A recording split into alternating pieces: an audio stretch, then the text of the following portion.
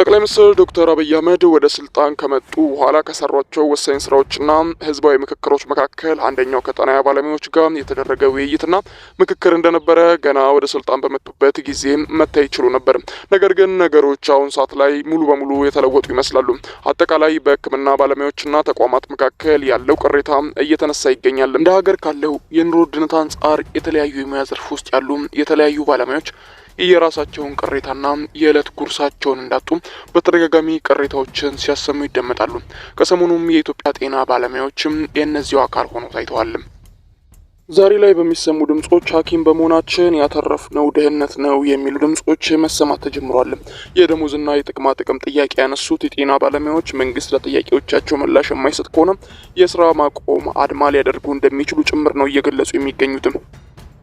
ሰላም ቤተሰቦች፣ ጂኤምሲ ዴሊዎች ነው። የዕለቱን አጭር ዕለታዊ መረጃ ከጂኤምሲ ዴሊ ጋር ይዘን ቀረብን። ከሰሞናዊ ጉዳይ ጋር የተያያዘ መረጃ ይዘን የቀረብን ሲሆን ለቻናላችን አዲስ ከሆናችሁ ሰብስክራይብ፣ እንደዚሁም ይህን ቪዲዮ ላይክ በማድረግ ወደ ዕለቱ መሰናዶ እንድታልፉ።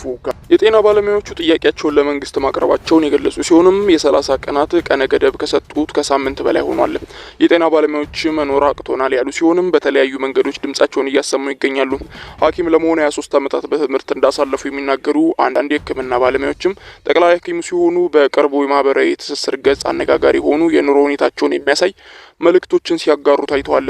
ቤተሰቦቻችን ብዙ ገንዘብ እንደማያገኙ እንደዚሁም ሐኪም ልጅ ስላላቸው የሚኮሩ ናቸው የሚሉት ዶክተር ኢማም ለቤተሰቦቻቸው ችግር አለመድረሳቸው ልባቸውን እንደሰበረው ጭምር ሲገልጹ ይሰማሉ።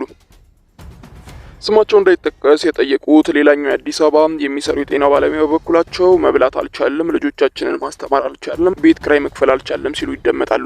መጀመሪያ ባለሙያ ጤነኛ መሆን አለበት እኮ ሌላ ሰው ለማከም፣ እርሱ በአካል በአእምሮ ጤነኛ ሳይሆን እንዴት ሌሎችን ሊያክም ይችላል ሲሉ ተናግረዋል።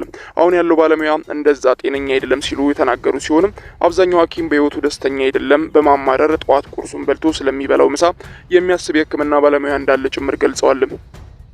ዶክተር ኢማም እንደሚገልጹት ከሆነ ሌሎችም የጤና ባለሙያዎች ሙያቸውን ጥለው እየወጡና እየተሰደዱ ጭምር እንደሆን ገልጸዋል። በተሻለ ክፍያና አያያዝ ሶማሌላንድ ሰርተው እንደተመለሱ የተናገሩት ተርማሪት መኖር የሚያስችል ክፍያ ይከፈለን ሲሉ ገልጸዋል።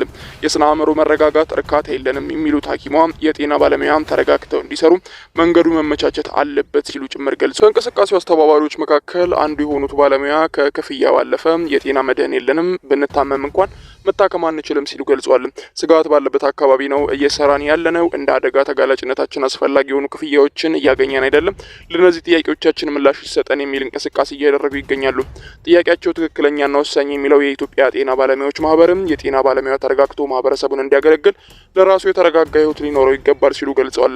የማህበሩ ምክትል ፕሬዝዳንት አቶ መለሰ ባታ የጤና ባለሙያዎች የዓለም የጤና ድርጅት ባወጣው ደረጃ መክፈል እንዳለባቸው ጠቅሰው የጤና ባለሙያዎች ስለሚበላው ስለሚለብሰው እየተጨነቀ አንድን ማህበረሰብ ስለ አመጋገብ ስርዓት ማስተማርና ማከም በጣም የሚከብድ እንደሆነ ጭምር ገልጿል።